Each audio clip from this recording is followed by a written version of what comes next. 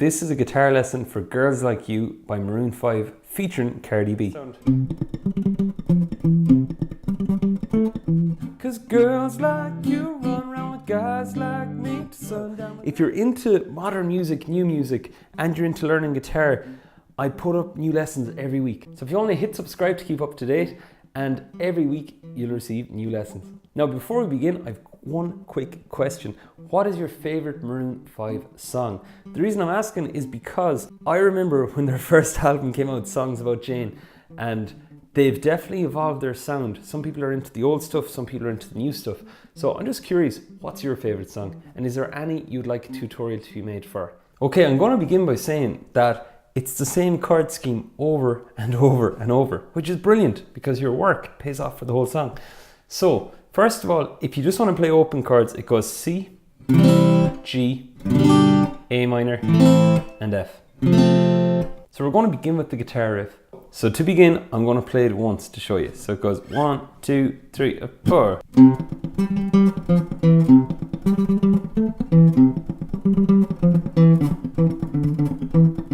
Now, here's the deal. First of all, I'm going to say I won't be singing over this one.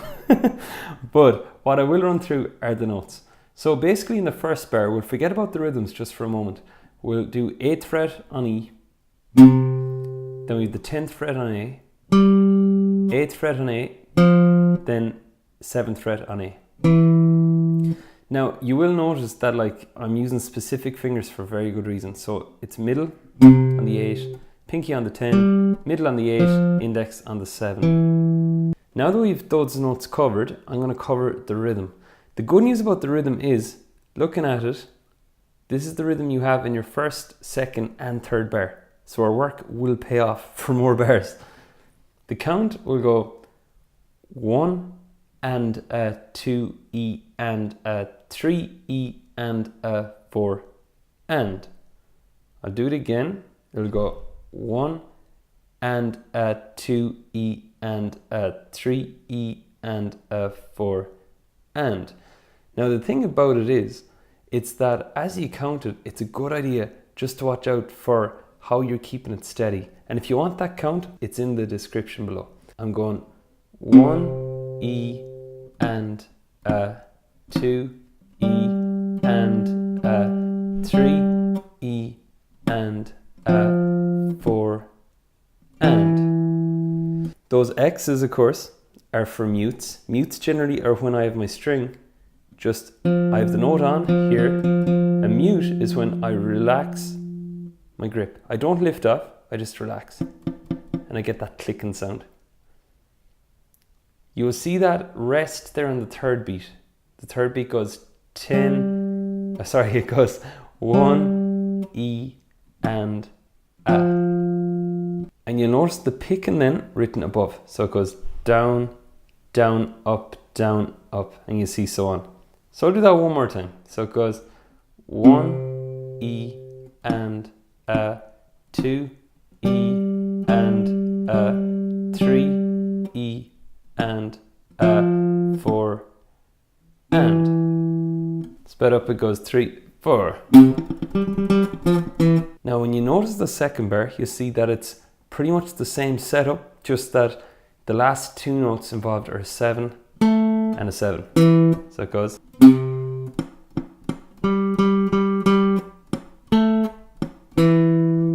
So now we get those two bars, it goes 3, 4.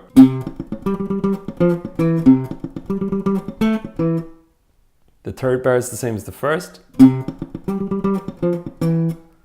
Now the fourth bar, we'll cover it, goes, and the good news is this bar, it's all 1 E and a 2 E and so on. So it goes 1 E and a 2 E and a 1 E and a 2 E and a.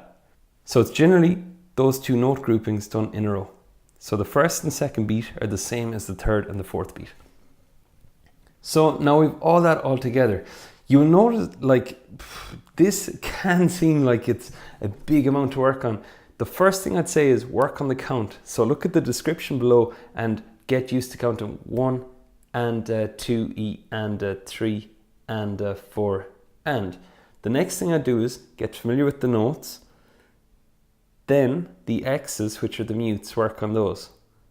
So you could start off hitting all downstrokes because that will make it a lot easier to follow, like 1 and a 2 E and a. The thing is though, the song won't work that well if you do all downs. That's about as fast as I can go doing it, which isn't fast enough for the recording, and also it doesn't sound that flowy. Bit of an AC/DC effect. So that would be the way you could break it down. Now finally, when you've all that bit done, the next thing to do would be to work on getting this sort of scratchy, pan muted sound going on with the recording. So to do that, right, because it does sound, to do that I'm doing two things. The first thing I'm doing is pan muting. I have my pan left over the bridge. Don't go in too far or you won't get any note. The other thing is I have my pick. My pick is generally angled this way. So my pick generally looks this way on the strings, but for this song I have it angled, so it creates that sort of scratchy sound. And that runs all the way through the verse, the intro, the pre-chorus and the chorus. One thing the chorus does, that exact same note grouping happens up an octave. What I mean by up an octave, it sounds higher.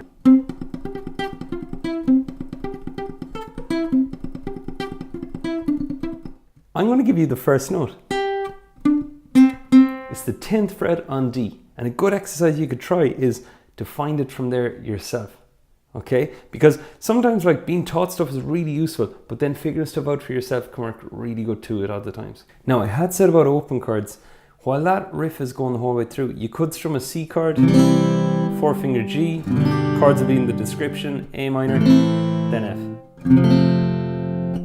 And then for the chorus, basically that riff is still going on. If you want to do rhythm with the chorus, there is a halftime feel to this song. So like you could count 1, 2, 1, 2 on every chord, which means that I'd hit the first beat light and the second beat stronger. So I'll go 1, 2, 1, 2, 1, 2, 1, 2.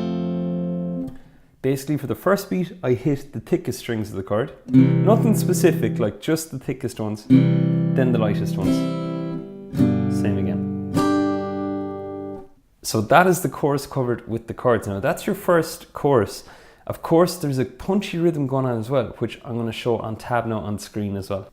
Right, so with this rhythm, basically, you're going to see it goes 1, and we're back to counting this fast 4. 1, 2, 3, 4. So it's going to go 1, 2, then we go 3, E, and a 4, and.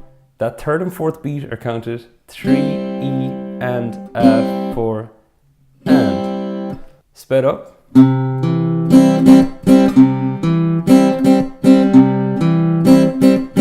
Onto the G.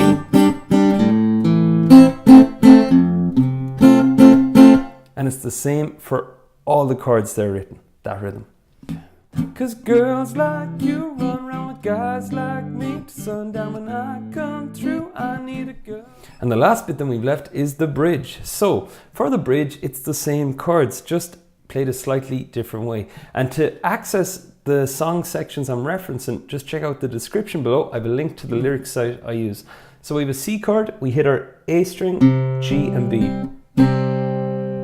G chord, hit your E, G and B strings. A minor, hit the same notes you had for your C, A string, G and B. Then for F, E, G and B. So it goes 3, 4.